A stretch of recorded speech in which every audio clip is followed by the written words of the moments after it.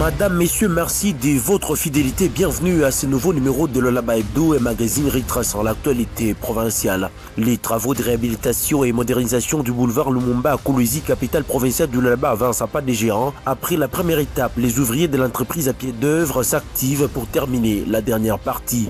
L'heure est à la construction de la couche des bases et des voies de canalisation d'eau. La population est sensibilisée à ne pas les transformer en dépotoirs. Tout porte à croire que dans un avenir proche, cette artère routière sera parmi les plus belles de la ville de Kolwezi. Women in Logistic Africa DRC a organisé samedi 23 mai 2026 une conférence débat axée sur le leadership féminin évoluant dans les secteurs stratégiques des mines, de la logistique et du transport. La gouverneure du Lualaba, Masuka Senefifi, s'est fait représenter à cette rencontre par sa ministre provinciale de l'économie et entrepreneuriat des jeunes, Lydia Kapapa Kalassa. Aussitôt lancé la campagne synchronisée de vaccination contre la poliomyélite dans les territoires des Diloulou, la ministre provinciale en charge de la santé, Dr Kenda Kaselapichou, a effectué une visite d'inspection dans l'aire de santé des Mouema, située à 12 km du chef-lieu du territoire. La vaccination poursuit son bon nombre des chemins selon les constats faits sur place.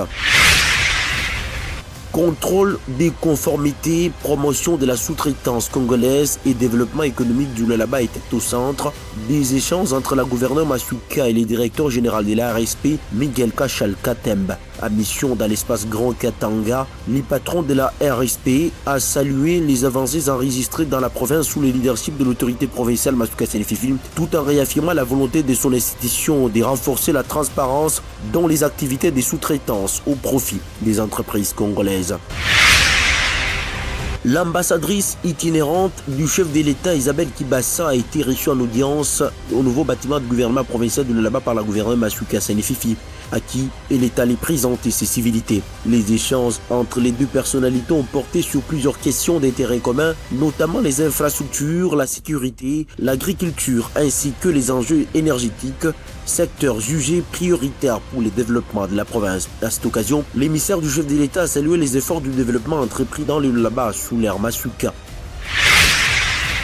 Le gouvernement provincial du Lualaba veut mettre de l'ordre dans l'utilisation des plaques d'immatriculation des services. Le ministre provincial des Transports, Jeffrey Masuka, a réuni les différents services concernés afin de renforcer le contrôle et d'assainir la procédure de délivrance de ces plaques réservées aux véhicules officiels de l'État. Des opérations de vérification seront bientôt lancées pour identifier les éventuels abus et faire respecter la réglementation en vigueur.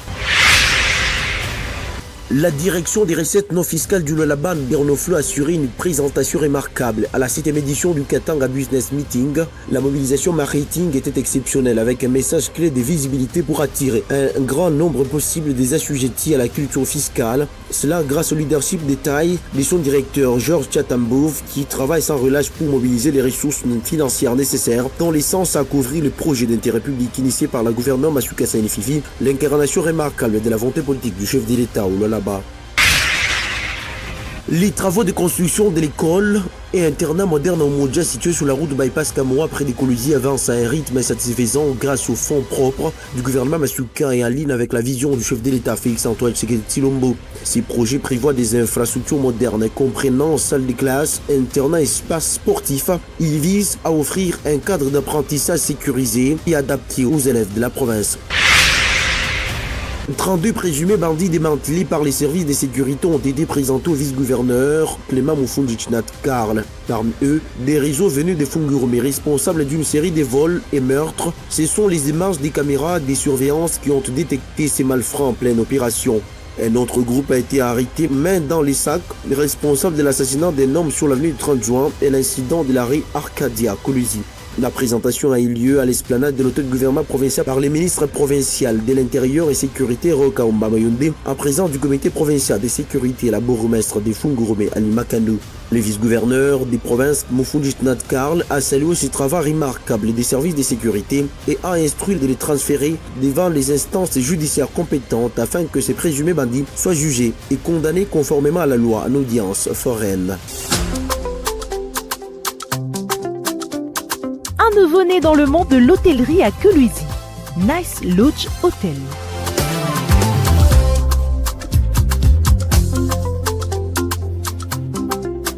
Nice Lodge Hotel est un espace confortable pour votre séjour apaisé.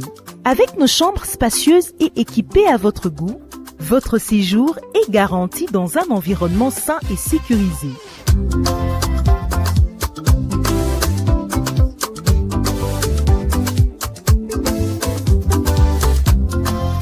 Vous avez un creux?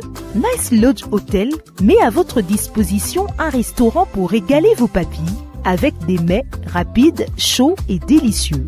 Chez Nice Lodge Hotel, votre repos est assuré avec un service de qualité.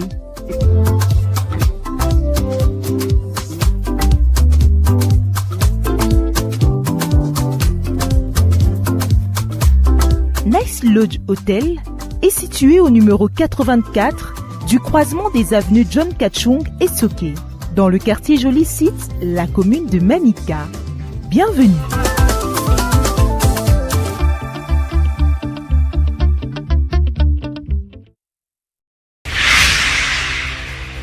Merci de votre fidélité, Madame, Messieurs.